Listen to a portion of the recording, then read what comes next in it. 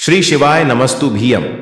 हर हर महादेव। स्वागत है आपका हमारे चैनल सनातन धर्म का संसार पर। दोस्तों, आप सभी लोग जानते हैं कि 28 जुलाई 2024 को पड़ रही है रविवार अष्टमी तिथि। दोस्तों, यह जो रविवार है श्रावण महीने में पड़ने वाला सबसे खास रविवार है, जिसका बहुत ही बड़ा और विशेष महत्व होता है। और ऐसा दिन पूरे साल में सिर्फ एक ही बार आता है। और दोस्तों, आप सभी लोग जानते हो कि रविवार का अगर सबसे कोई उपाय है तो वो 21 चावल के दाने वाला उपाय। तो दोस्तों, इस रविवार अष्टमी तिथि के दिन आप लोगों को इस एक चावल के दाने वाले उपाय को जरूर करना है। बहुत सारे लोग होंगे जिन लोगों ने इस उपाय को ना किया हो, मतलब पूरा साल निकल गया, उन्होंने किसी भी दिन इस 21 चावल के दाने वाले उपाय को ना किया हो। पर दोस्तों, आपके पास एक आखिरी मौका बचा हुआ है, जो कि 28 जुलाई के दिन। तो इस दिन आप लोगों को इस वाले उपाय को जरूर कर लेना है, भले ही आपने पूरे महीने इस उपाय को ना किया हो। पर अगर आपने इस श्रावण महीने के रविवार के दिन अगर इस वाले उपाय को कर लिया, तो आपको इस उपाय को करने का वो फल मिलेगा जिसकी आपने कभी कल्पना भी नहीं करी होगी। इसीलिए आप लोग इस वाले उपाय को एक बार जरूर कर लेना, ताकि आप लोगों के हाथ से यह मौका ना जा सके और आपको इस उपाय को करने का फल मिल सके। दोस्तों, यह उपाय पंडित जी ने अपनी अभी की ही शिव महापुराण की में बताया है, जिस उपाय को आज हम आपको बहुत अच्छे से समझाने वाले हैं। इस वीडियो को देखने के बाद इस उपाय को समझने के लिए आपको कोई और वीडियो को देखने की जरूरत नहीं पड़ेगी। तो चलिए दोस्तों, उपाय को शुरू करते हैं। देखिए, ये इस श्रावण महीने के रविवार के दिन यह इतना खास होता है, इतना महत्वपूर्ण होता है। देखा है कभी कभी बड़े बड़े पूजा पाठ अनुष्ठान से जो मनोकामना पूर्ण नहीं होते, वो श्रावण महीने के दिन एक छोटे से उपाय करने से ही आपकी मनोकामना पूर्ण हो जाती है। और बहुत सारे लोगों ने इस उपाय को किया भी है और उनको इस उपाय को करने का फल भी जरूर मिला है। अगर आप लोग भी इस उपाय को करना चाहते हैं तो आप इस उपाय को पहले अच्छे से समझ लेना, सुन लेना, उसके बाद करना। आपको इस उपाय का फल जरूर मिलेगा। और इस उपाय को कर लेने से आपके घर में चाहे किसी भी प्रकार की दुख और समस्या क्यों ना चल रही हो, आपको उसका कारण भी नहीं पता है कि भाई ये समस्या किस कारण से रही है। उसका कुछ भी कारण हो सकता है, जैसे पितृदोष हो सकता है या किसी भी तरह का मंगल दोष भी हो सकता है। तो इस दिन आप लोगों को ये वाला उपाय कर लेना है। ये एक ऐसा उपाय है जिस उपाय को अगर किसी विशेष दिन पर किया जाए तो भाई उस विशेष दिन का जो है वह तो हमें मिलता ही मिलता है। पर हमने उस दिन पर इस उपाय को किया है तो हमें उससे भी बड़ा फल मिलता है, और फल बहुत जल्दी मिलता है, क्योंकि आप इस उपाय को बहुत ही और विशेष दिन पर कर रहे हो। तो चलिए अब उपाय के बारे में बात करते हैं, लेकिन उससे पहले आप लोगों को यह जानना आवश्यक है कि आखिर यह उपाय किस समय करना है, किसको करना है और कैसे करना है। तो चलिए हम आगे आपको वीडियो में एक एक करके बता देते हैं। इसीलिए इस वीडियो को बिना भगाए अंत तक देखिएगा, ताकि इस उपाय को करने के बाद आपका भाग्य प्रबल हो जाए, आपके नवग्रह आपका साथ देना शुरू कर दें, आपके घर की बरकत हो, आपके घर की उन्नति हो और भगवान भोलेनाथ का आशीर्वाद हमेशा आप पर बना रहे। और अगर आप चाहते हैं कि महादेव जी की कृपा से आपके जीवन की समस्त प्रकार की परेशानी से आपको मुक्ति मिल जाए और महादेव जी का कृपा हमेशा आप पर बना रहे, तो दोस्तों पूरी सच्ची श्रद्धा और पूरे विश्वास के साथ इस वीडियो को लाइक कर दीजिए और कमेंट बॉक्स में लिख दीजिए ओम नमः शिवाय, हर हर महादेव। और इस वीडियो को आप जितने लोगों तक पहुंचा सकते हैं उतने लोगों तक पहुंचा दीजिए, ताकि लोगों का भला हो सके। और दोस्तों, कमेंट बॉक्स में अपनी राशि भी डाल दीजिएगा। आपकी राशि के अनुसार कोई भी ऐसा उपाय होगा जो करके आप लाभ पा सकते हैं सावन के महीने में, वह आकर हम आपके कमेंट के रिप्लाई में बता देंगे। लेकिन आपसे निवेदन था, वीडियो लाइक करना मत भूलिएगा। और अगर आप लोग हमारे चैनल पर नए हैं तो हमारे चैनल सनातन धर्म का संसार को सब्सक्राइब कर लेना और इस वीडियो को लाइक करके कमेंट बॉक्स में श्री शिवाय नमस्तुभीयम ओम नमः जरूर लिख दीजिएगा। तो दोस्तों, इस 21 चावल के दाने वाले उपाय को हमें इस रविवार अष्टमी के दिन कैसे करना है, किसको करना है, किस समय करना है और कहां पर करना है, ये सारे सवालों के जवाब आपको इस वीडियो में मिल जाएंगे।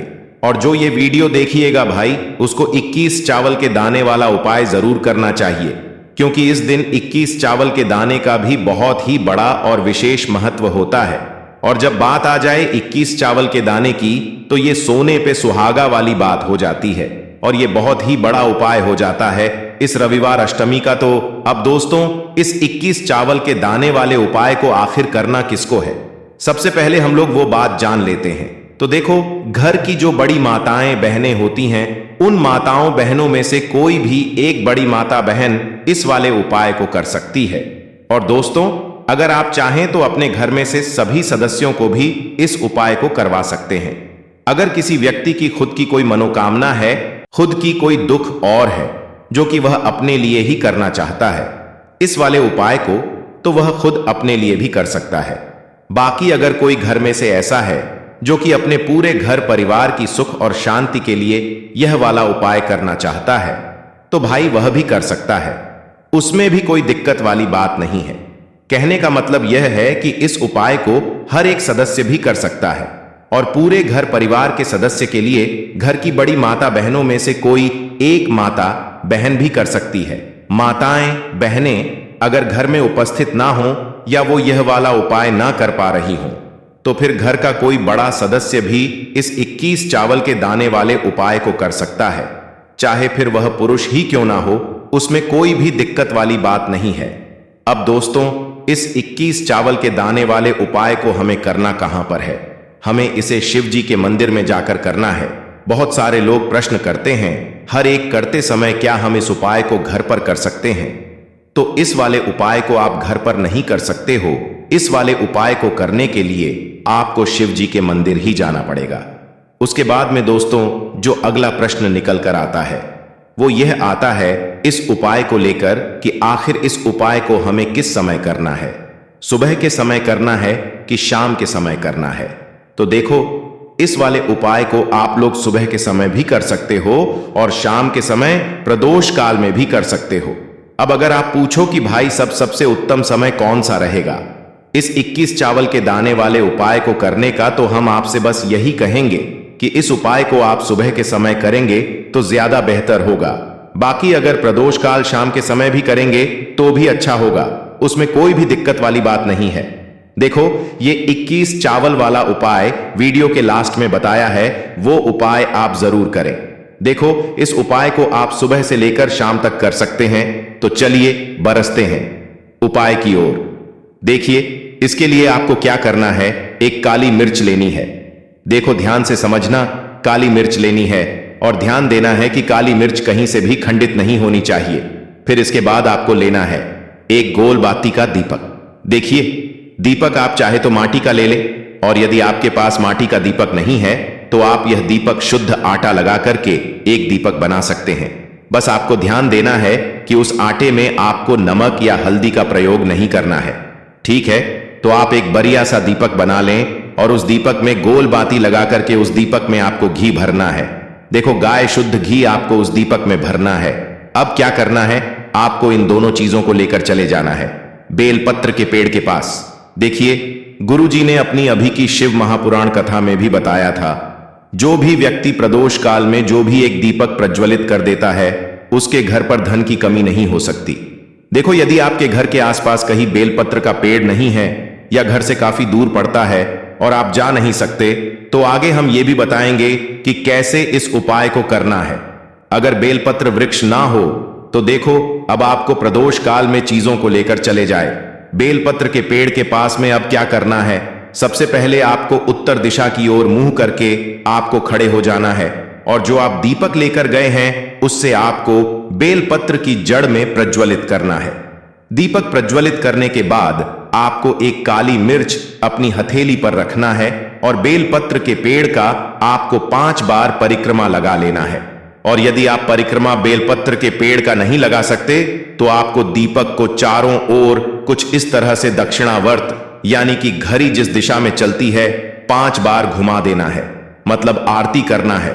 और घुमाने के बाद आपको उसी काली मिर्च को दीपक में डाल देना है और वहीं पर बैठकर हाथ जोड़ करके आंख बंद करके आपको जो भी आपके जीवन में समस्याएं हैं, घर से लक्ष्मी जी का निवास नहीं है, घर में लक्ष्मी जी प्रवेश नहीं कर रही है, और भी जीवन में जो भी समस्याएं हैं, तो उस समय आपको विनती करनी है, ठीक, अब इसके बाद यदि आपके घर के आसपास कहीं बेलपत्री का पेड़ नहीं है तो आपको इन सब चीजों को लेकर चले जाना है शंकर जी के मंदिर में। और शिव जी के मंदिर पहुंचकर आपको क्या करना है, आपको इसी एक दीपक को, आपको शंकर जी के मंदिर की जो चौखट होती है ना, वहां पर आपको इस दीपक को जलाना है। और दीपक जलाते समय आपका मुख उत्तर दिशा की ओर होना चाहिए। दीपक जलाने के बाद आपको क्या करना है, एक काली मिर्च अपनी हथेली पर रखना है। और आपके जीवन में समस्याएं हैं, चाहे वो समस्या परिवार को लेकर हो या फिर धन को लेकर हो, वो अपनी वह समस्या बोलनी है। और बोलने के बाद आप उसी काली मिर्च को दीपक में डाल देना है और आपकी कामना पूर्ण हो जाए, घर में लक्ष्मी जी का निवास हो, ऐसी कामना आपको कर लेनी है। देखिए, शंकर जी की मंदिर की जो चौखट होती है ना, उसमें 33 कोटि देवी देवता निवास करते हैं।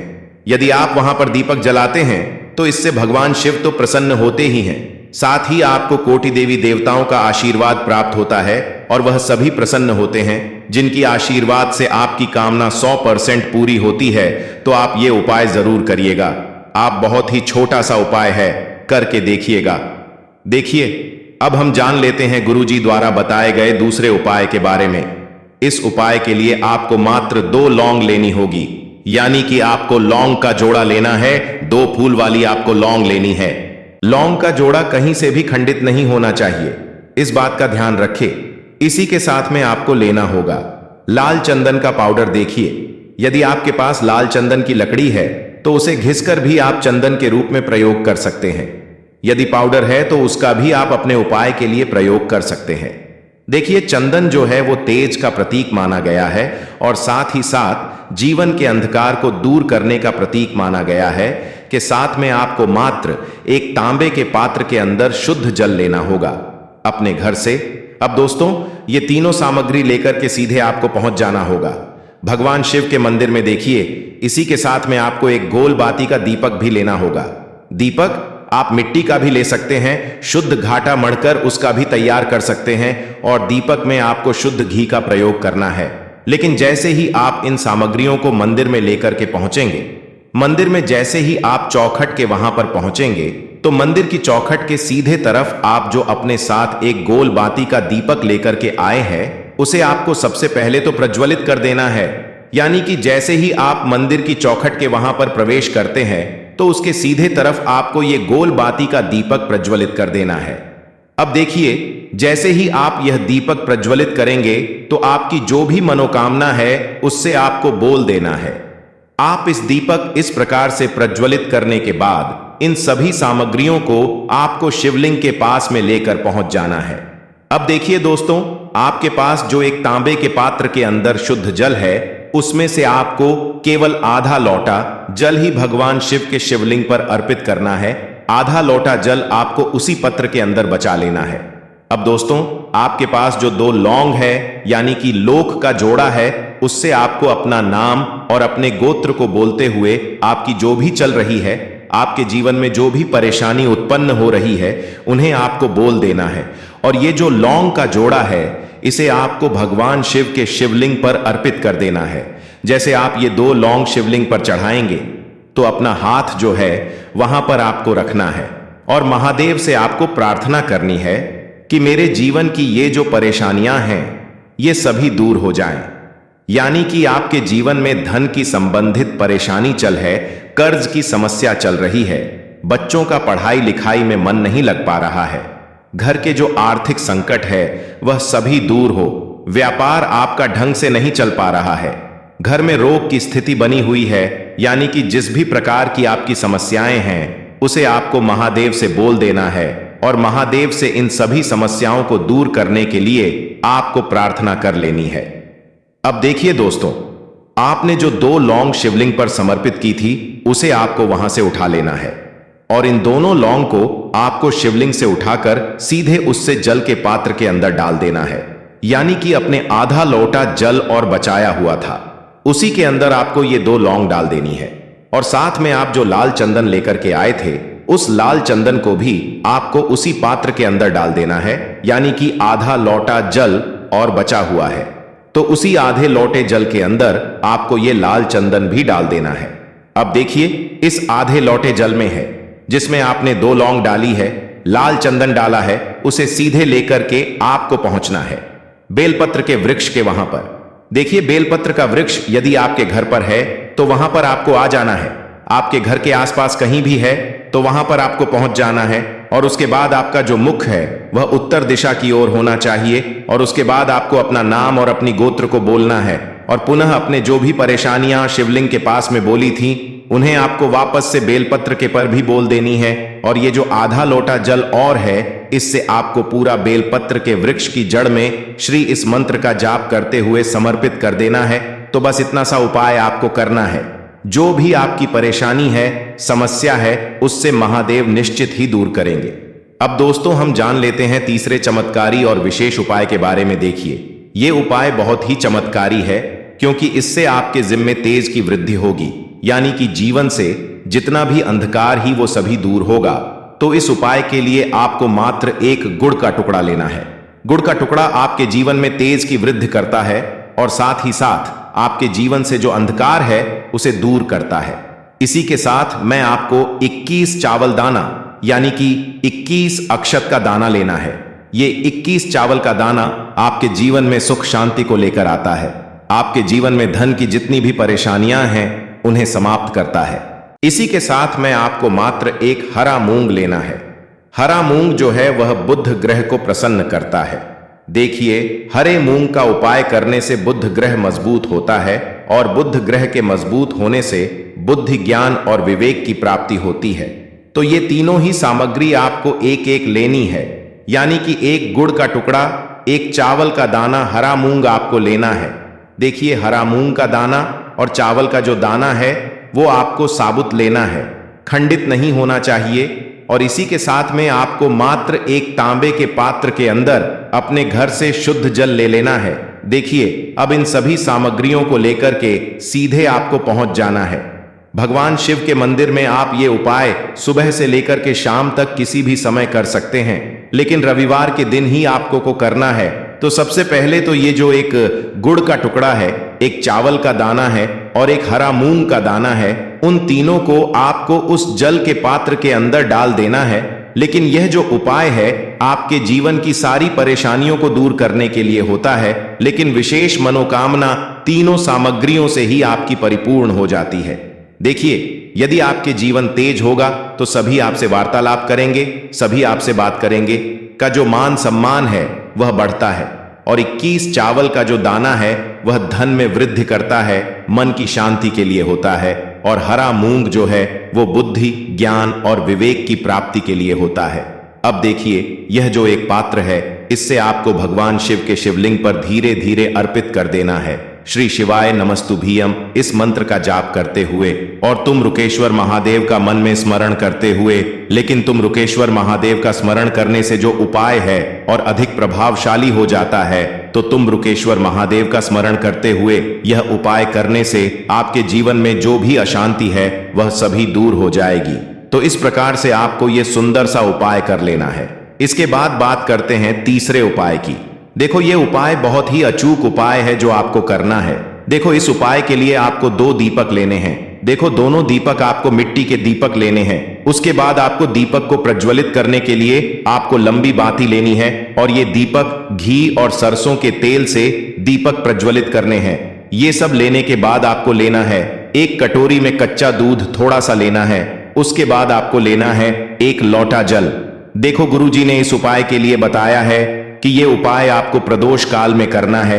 कहते हैं कि बेलपत्र के वृक्ष में प्रदोष काल के समय में महादेव वास करते हैं। उस समय हम कोई भी उपाय करते हैं तो उसका फल हमें अवश्य है। देखो, अब ये सब सामग्री लेकर आपको प्रदोष काल में चले जाना है बेलपत्र के वृक्ष के वहां पर। देखो, वहां पहुंच जाने के बाद आपको सबसे पहले बेलपत्र की जड़ में सबसे पहले वो दूध जो आप लाए हैं उसे समर्पित कर देना है। उसके बाद आपको जो एक लोटा जल जो आप लाए हैं वो आपको धीरे धीरे बेलपत्र की जड़ में समर्पित कर देना है। उसके बाद आप जो दीपक लाए हो, दोनों दीपक को आपको बेलपत्र की जड़ बेलपत्र की तरह मुंह करके बाती का आपको एक दीपक घी का और एक दीपक तेल का प्रज्वलित कर देना है। और आपकी जो भी मनोकामनाएं हैं वो महादेव को बोलना है। देखो, गुरुजी ने कहा रविवार के दिन पर बेलपत्र की जड़ में दीपक प्रज्वलित कर देता है। महादेव उसकी सभी मनोकामना पूरी कर देते हैं। देखिए दोस्तों, आज के इस वीडियो में हमने आपको रविवार के दिन किए जाने वाले 3 बहुत ही सुंदर से उपाय बताए हैं। जो भी आपके लिए उचित है, सरल है, उसे आप कर सकते हैं। यदि से जुड़ा किसी भी प्रकार का सवाल है तो कमेंट में पूछ लें। उपाय को करते समय आप किसी भी प्रकार की गलतियां न करें। अगर आपको हमारी वीडियो पसंद आए तो हमारे इस वीडियो को लाइक और चैनल को सब्सक्राइब जरूर करें। श्री शिवाय नमस्तुभ्यम। हर हर महादेव।